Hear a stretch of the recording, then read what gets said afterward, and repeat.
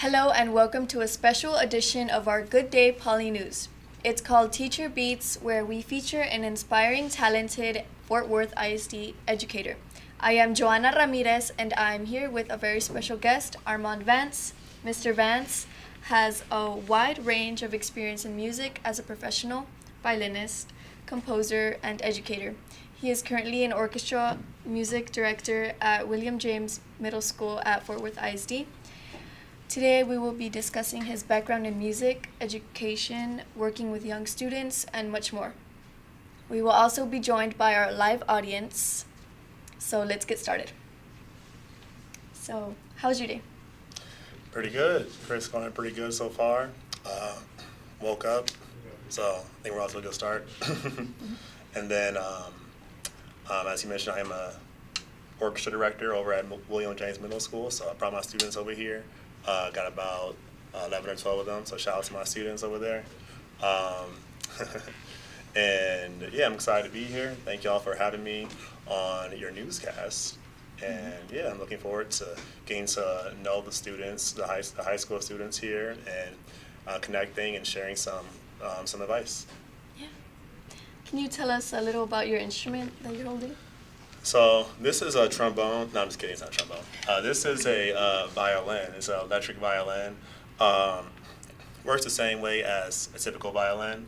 4 strings, except for I'm just amplified, and so yeah, and it looks pretty cool too. People always actually when I perform, sometimes I can perform wirelessly, and then people look at my instrument. They're like, "Wait a minute, is he actually playing that?" Because they don't believe it's real. Or is he just faking it? But no, it's definitely real. Yeah. How long have you been playing? I've been playing, I'm 26 now, so I started when I was 12. I don't really keep track of the time, but I think that if you do the math, that's about 14 years, is that right? Yeah, it's about 14 years. So yeah, about the lifetime of maybe some of the people in this classroom right now. Was there anyone in specific that inspired you to compose music or start playing?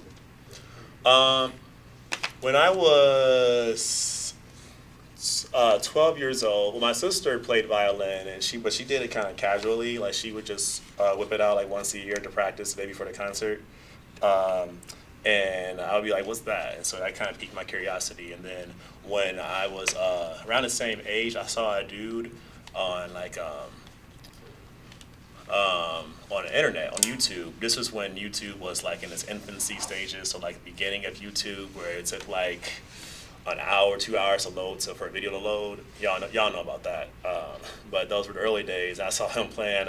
He was playing a Gnarls Barkley song on violin, which is like a hip hop song, and I was like, "Oh, that's dope! I didn't know like the violin could do that. I didn't know that you can actually play in other styles than classical music." And I didn't really know what classical music was either at that point, but I just saw a guy playing hip hop violin who looked like me. He was also a black musician, and I was just like, "Oh, that's dope! I can see myself doing that, and I want to do that." And I made it my mission. So I joined the orchestra, and I had really passionate directors who saw that I was passionate about music myself, and they just gave me the right tools and resources and musical nutrients that I needed to be a successful musician. And so here I am today in front of y'all. How has becoming a musician changed you as a person? It's allowed me to become the best version of myself, I would say. Playing a musical instrument is doing anything artistic, like whether that, not just playing a musical instrument, but like whether it's like, I would say just doing your passion, truly finding what you're passionate about in general will enable you to show up every day, will help to enable you to show up every day being the best version of yourself, and it will help you to, you will enjoy life more. I mean, so many, for me, like music's a source of healing. It allows me to express myself, of course, but also it allows me to connect with others, particularly when words can't quite explain like certain emotions or feelings or sensations. And so, and it starts conversations too. Like I used to be the quiet kid when I was like in middle school. Like I was like, I didn't talk to anyone. I had a couple friends, but not many. we would only socialize in school. We wouldn't outside of school. We wouldn't look at each other. But like, and what finding the violin did is it amplified my voice. It kind of gave me it gave me a platform. I realized I was good at it, and I had directors tell me that, validating me and my skills, and it really kind of gave me a voice and encouraged me to like really be confident and like be myself and just accept myself for who I was. And so really changed my life, and it's the reason I credit the reason music for all my successes, and also give credit to my mother as well for the support that she gave me with this career. And because shout out to all the moms out there. Mother's Day just passed as well. And so yeah, if it wasn't for this art form, I wouldn't be here in Texas teaching, because I'm not from Texas. I'm originally from a place called Ohio. I don't know if y'all know where Ohio is, but it's up there. It's a little colder up there, but but yeah, because of playing my instrument, I've been able to travel to places like Brazil, where I taught for a month in Brazil, and I've been to England. I've been to played in California, played in Chicago, New York City. So it's really just opened so many doors. Yeah. Could you play something for us? Yeah, for sure. So let me go ahead and turn this on really quickly. And so I'll just play improvise a little something for y'all. This is my electric violin. Actually, I think I'm gonna play. I think it'd be cool if I play a song that some of y'all know. Does anyone listen to Bad Bunny here? Bad Bunny? Bad Bunny?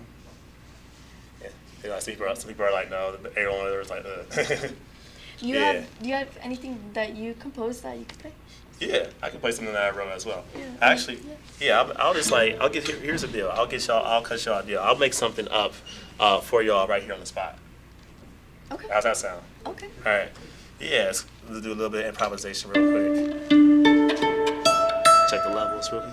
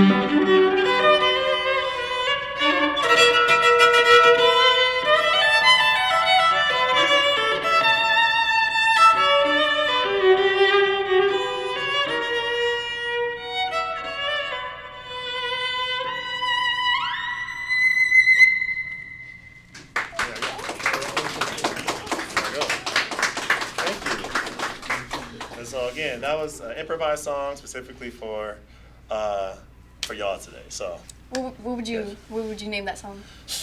what was what would y'all name the song? Because I'm actually terrible with names. But I don't know. Kind of wanted something. I was going for something kind of cool, something kind of like a little showy, something kind of like groovy, but like so.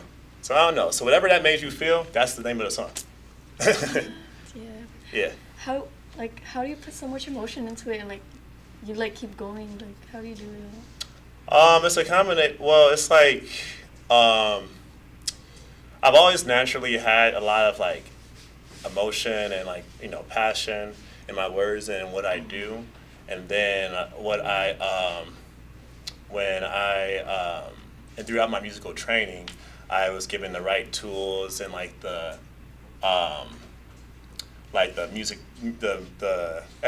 musical education I needed to take that passion and organize it, like in those like musical ideas and organize it. Because I've always had like sounds in my head of like how things should go. Cause I compose music and I improvise a lot, but when I first like started doing that, I didn't really know like the geography. I didn't understand the geography of the instrument and like what to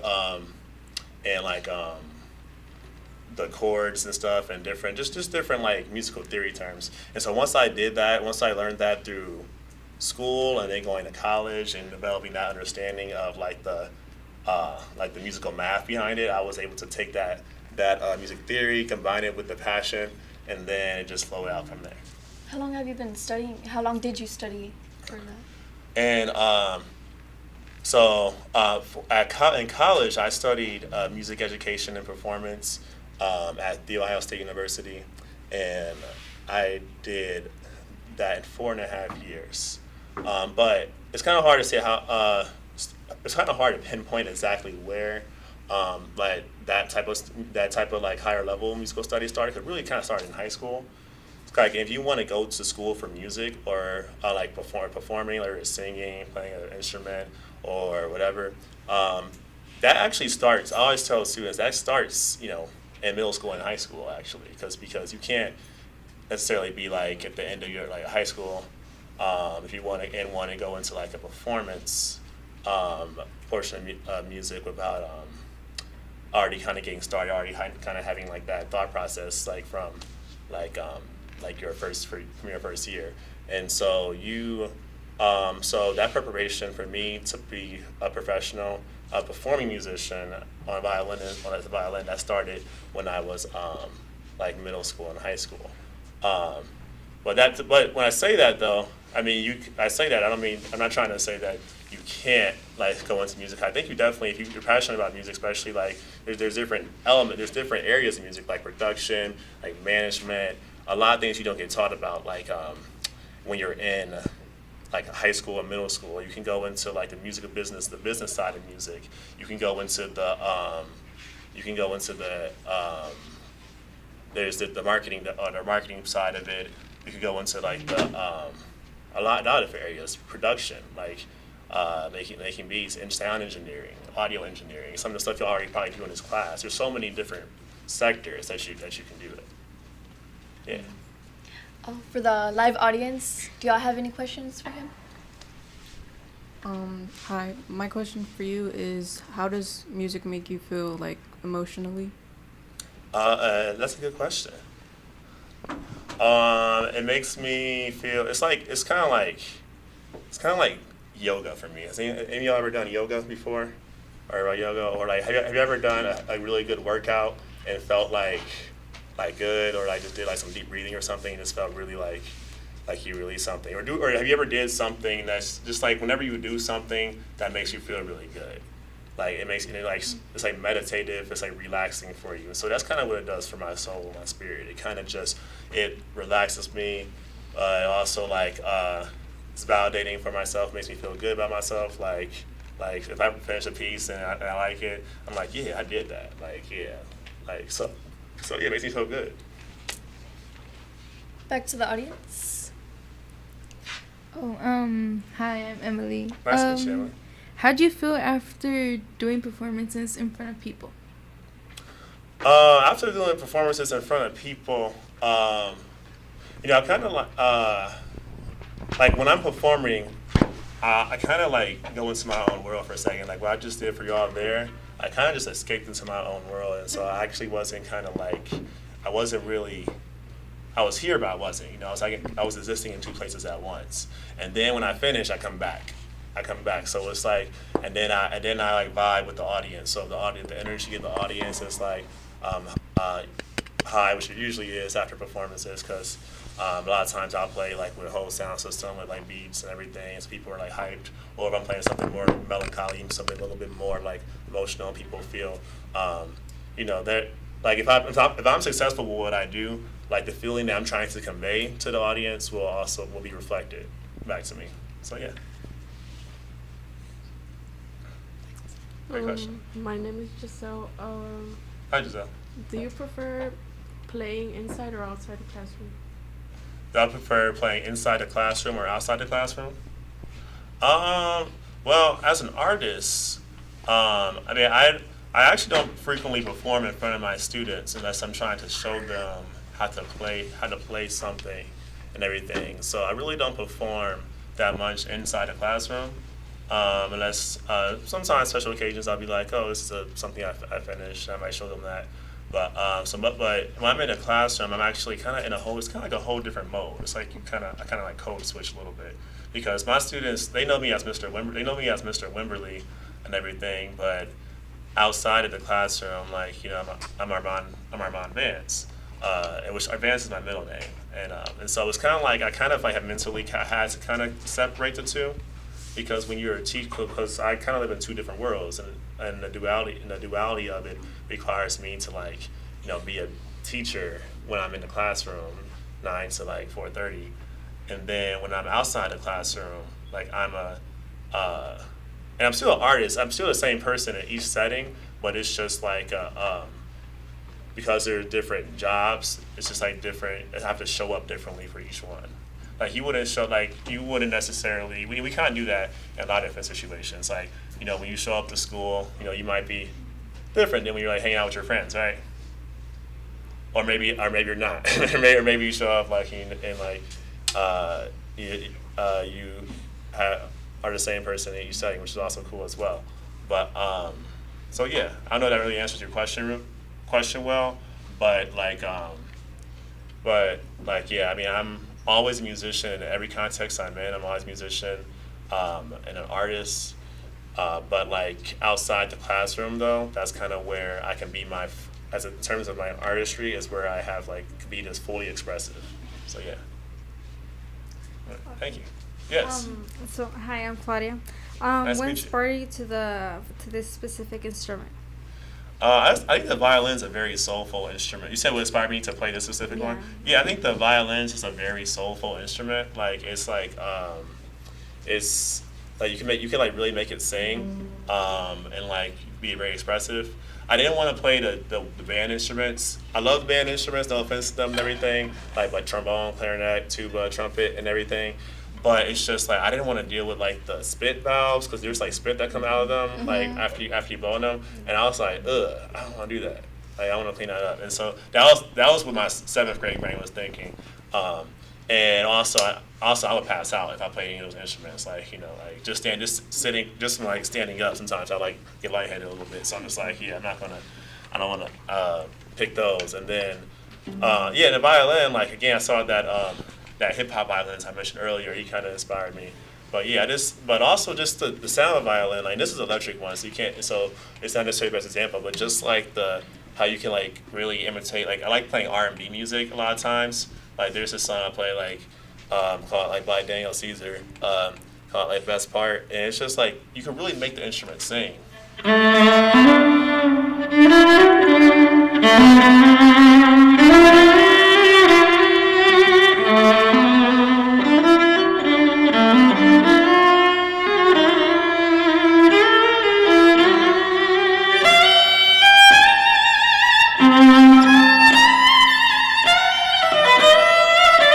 Like a song. So like I just like the emotion that the strings have with them. So yeah. Hello, my name is Stephanie, and my question is, what inspired you to play music in general?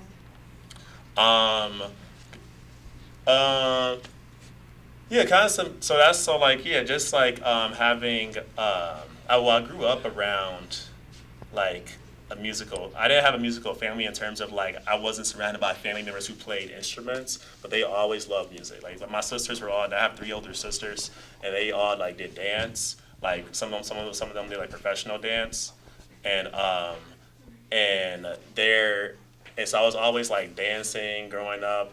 I still love to dance a lot and roller skate and dance at the same time. And so like I always like was exposed to music and like dance and art just from my family. I just ended up finding a violin to like encapsulate my full mode of expression. So yeah, thank you. Great question.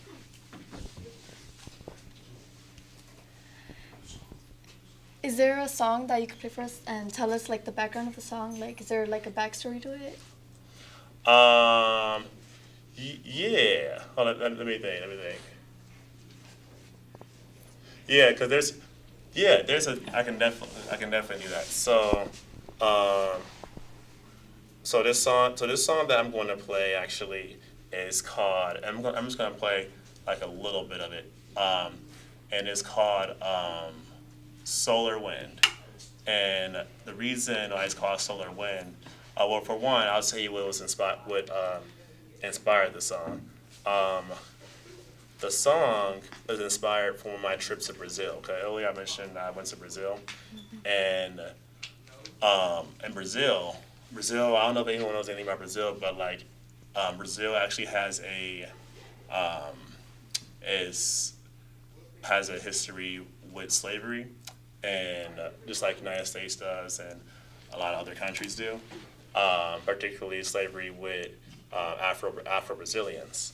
And so when I was in Brazil, I kind of learned a lot about the culture that came over from the people of African descent that live in Brazil, which people of African descent in Brazil, they actually make up about 60% of the population there, which I thought was interesting because that's not typically, I think, the image that people think of when they think of Brazilians, but it was really cool to see that rich African heritage there. And so they brought over this form that the enslaved peoples, enslaved African peoples, a musical art form called that they did called Jongo, Jongo. And it's very it uses a lot of like it's very melodic. It's also very like rhythmic as well, and it also was like the grandfather of a style of musical martial art called capoeira, which I don't know if y'all have heard of that, but it's like a musical martial art that Afro-Brazilians, enslaved people, used to defend themselves against the Portuguese colonizers. And so I learned a lot about capoeira, jungle, and then just like the rich musical history around the area. And so the melody that I use for this song is inspired by that.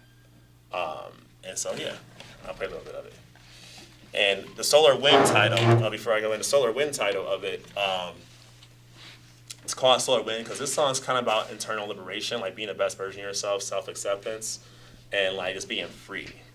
Like being free, not like free necessarily just like not being enslaved, but just being like free out in the world, like feeling like you don't have to show up to school or feel like you don't have to show up to work wearing a costume, but like feeling like you can just show up just as you are and everything and being like yourself. I feel like so many of us kind of are like mentally enslaved to like the system and feeling like we have to like sacrifice our own identity to fit in, but I don't think that's the case. So I'm gonna play a little bit of that for y'all.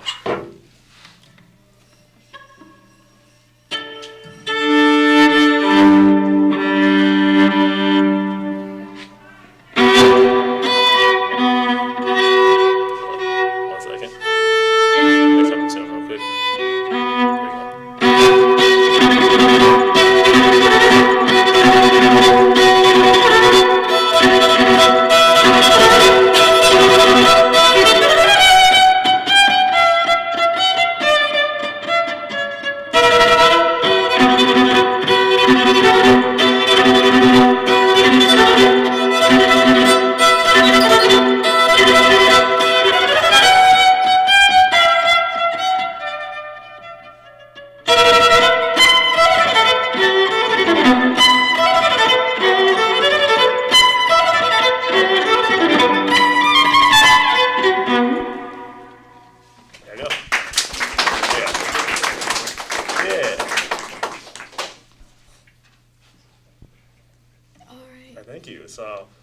So yeah, any other questions or? I think, Yeah. is that a wrap? Or do we have more questions from the audience? Hi, my name is Maritza, and what are Hey. some of your hobbies when you don't have your violin with you? Great question. I like that one. Yeah, so I roller skate pretty hardcore, like, but like dance skate though. So like, so yeah, doing like a lot of tricks and stuff. And I go to the skating rink every Sunday for the adult skate. And then I do yoga pretty frequently as well. So roller skating, yoga, spend time with my friends, my girlfriend, and yeah, so all that. Any more questions from the Hi, my audience? name is Aiden, and my question is, when did you become a teacher at William James? In 2019, so that was about 4 years ago. My first year was 2019, and then March 2020 happened, and then the world shut down. That was my first year. This was my first year teaching too, and so it's kind of wild. So actually, my first year teaching, I didn't even finish a whole school year, and so it was like a lot to digest in a short period of time. But I'm still here. What got you through that lockdown? Like, was there anything that got you through that? Or? Well, music was one of the things that got me through it for sure. Playing my instrument. That's actually when I started performing a lot more, becoming more known, like regionally around Dallas Fort Worth area. I used to actually perform. I will get hired as in paid, like to perform for like people's like on people's like front porch. And so I'll go in like the neighborhood, in my like neighborhood and other neighborhoods around the whole DFW Metroplex, playing like porch concerts and everything. And that seeing people like really brighten up and like feel something from the music was really comforting in that time. And then and then just like body deep meditation, doing those things that give me joy. That's the best thing. Yeah. Thank Thank you. Thank you for being here and like. Thank you for hosting and having Yeah. me. Is there anything else you'd like to tell to like musicians that Yeah. like or people that want to enter a career in music? Like, is there anything you'd like to tell those people that like sure? Yeah. Yes, I would. This is what I would say. To everyone in the room, everyone watching this. And this isn't because I know like not everyone wants to. I know some people here want to go into the music industry, and some people may be curious. Some people might not want to go at all. Whatever you do, though, always do it to the best of your ability. Whatever you decide to do, and also one more thing, because this is the thing that I feel like a lot of kids, especially, kind of unfortunately get happens to them. You don't wait for someone to give you permission to pursue your dreams. You don't need someone else's validation, someone's like approval to do something that you want to do. I know a lot of y'all in here probably, for instance, like when I was a kid, people would often, but my parents and my family, even my family would be like, I told them I wanted to go into music and everything, and they were just like, oh no, you need to go into engineering, you need to go into you need to go into the medical field, you need to go something like that. And I'm sure your parents probably tell you the same thing. I'm sure your parents are probably just like, you need to do these, you need to go into doing these like specific jobs and everything because they make money. And if you come from if you're a person of color, like Black, Hispanic, whatever, and you grow up like low income, like I did when I was a kid, like there's a reason why our parents say that. They say that for the purpose of like survival, because they want you to have a better life than what they did or what they had to go through. My parents had kind of hard upbringing, and I'm sure some of y'all probably may be able to relate to that. And they say those things because of survival. So I get it where it comes from. But the reality of it is, the best gift that your parents, your grandparents, that gave you is the gift of being able to make your own decisions as an adult, the gift of being able to pursue what you want to pursue, because they couldn't do that. Like my parents growing up like black and like even in the North, and their parents were from the South, and they left the South like Arkansas to escape the racism and hate and everything, and they couldn't do they never imagined being able to pursue their dreams. That wasn't an option. They were just like, oh, we gotta survive, and they wouldn't be accepted in certain occupations and jobs because of how they look. And so, and they couldn't move into certain neighborhoods because of how they looked. They couldn't even buy a house because the housing deed said that you could not lease this house. You cannot lease housing deeds at the time. For my grandparents would say, "Oh, you cannot lease this house to Negroes." That was written in paper. So there were so many barriers in the way, and they were able to overcome that to make and have children and provide a life for them where they can be who they want to be. And that's the best gift that's been given to you. So I tell y'all, take that gift that was passed down to you and use that and take it seriously and do what gives you joy in life, your passion. If being a doctor, being an engineer, if that's really what you're passionate about, do that, but go hard. Go hard. If being a musician is your passion, an artist is what you want to do that. Find the resources. Come to me, consult me about those resources, because I made this my career, and I make over $120,000 a year just doing this, just as an artist. So you can make it work for you. It can be lucrative if you're passionate about it, but don't wait for permission. Don't let someone deny you of what your dreams are and what you deserve. So that's it. And that's our show.